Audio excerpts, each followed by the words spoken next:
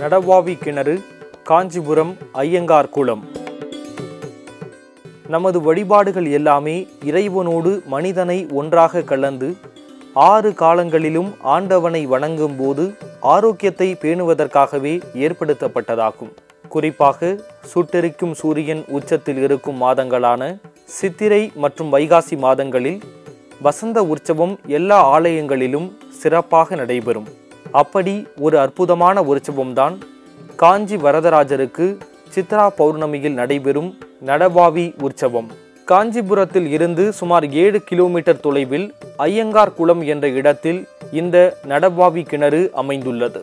வளர்பிறையில் பிரம்மாவின் வேள்வியில் இருந்து அவதரித்தவர் வரதராஜ பெருமாள் என்கிறது தலபுராணம். ஒவ்வொரு வருடமும் சித்ரா பௌர்ணமி அன்று இந்த வைபவம் நடவாவி உற்சவமாக கோலாகலமாக கொண்டாடப்படுகின்றது. இந்த சமயத்தில் வரதர் நடவாவி கிணற்றுக்குள் இறங்குகின்றார்.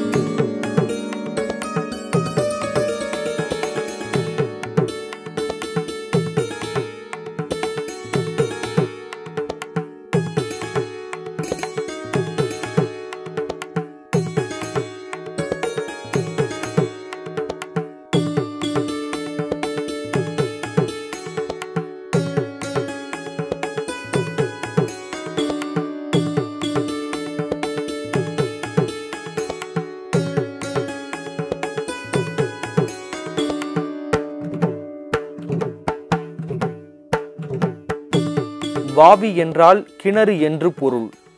நட என்றால் நடந்து வருதல் என்று பொருள். அதாவது பூமிக்கடியில் இருக்கின்ற கிணற்றுக்குள் ஒரு கிணறு என்பது இதன் பொருள். கிட்டத்தட்ட 13 மீட்டர் சுற்றளவு கொண்டது இந்த கிணறு. கிணற்று முகப்பு வாயிலில் எண்ணற்ற சிற்பங்களை காண முடிகிறது. குறிப்பாக 2 யானைகள் நடுவே கஜலட்சுமி இருக்கும் காட்சி மிக அற்புதமாக உள்ளது. இந்த கிணற்றில் இருந்து ஏற்றம் இறைத்தல் எனப்படும் நீர் பாசனத்துக்கும் அந்த காலத்தில் பயன்படுத்தப்பட்டுள்ளது. இத்தனை அற்புதமான கட்டிடக்கலையை பார்க்கும்போது வியப்பாக உள்ளது. தரைத்தளத்தில் இருந்து படிக்கட்டுகளால் சுரங்கம் போன்றதொரு பாதை செல்கிறது. அதற்குள் மண்டபம், மண்டபத்திற்குள் கிணறு. இதுதான் நடவாவி கிணறு என்று அழைக்கப்படுகின்றது.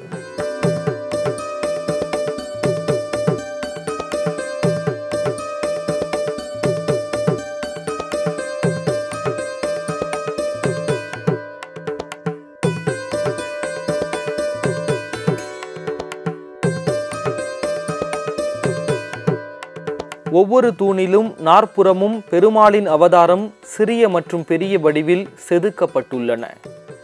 இந்த மண்டபத்தில் இருக்கும் அத்தனை சிற்பங்களும் கலைநயத்துடன் வடிவமைக்கப்பட்டுள்ளன. சித்திரை மாத பௌர்ணமி அன்று மிக பிரம்மாண்டமாக இங்கு பெருமாளுக்கு உற்சவம் நடைபெறுகிறது. மேல தாளங்கள் முழங்க சிறப்பு அலங்காரத்துடன் நடவாவி கிணற்றுக்குள் இறங்கும் வரதராஜர் கிணற்றை 3 முறை சுற்றி வருகிறார். ஒவ்வொரு முறை சுற்றும் போதும் 4 திசைக்கும் ஒரு முறை தீபாராதனை நடைபெறுகிறது. இதுபோல் மொத்தம் 12 முறை தீபாராதனை நடைபெறுகிறது.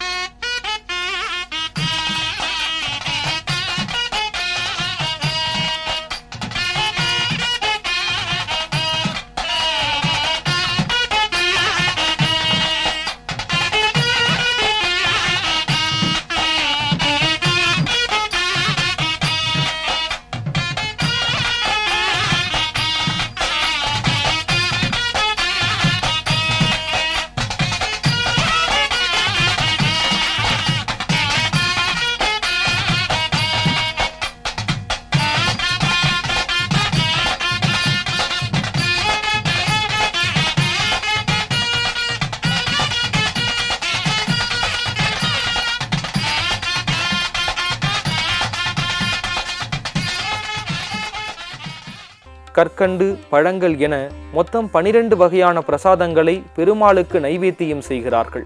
நடபாவி கிணற்றில் இருந்து வெளியே வரும் பெருமாளை தரிசிக்க பக்தர்கள் காத்திருக்கின்றனர். இதன் பின் நடபாவி கிணற்றில் இருந்து கிளம்பும் வரதருக்கு பாலாற்றில் வைத்து பூஜைகள் நடைபெறுகின்றன.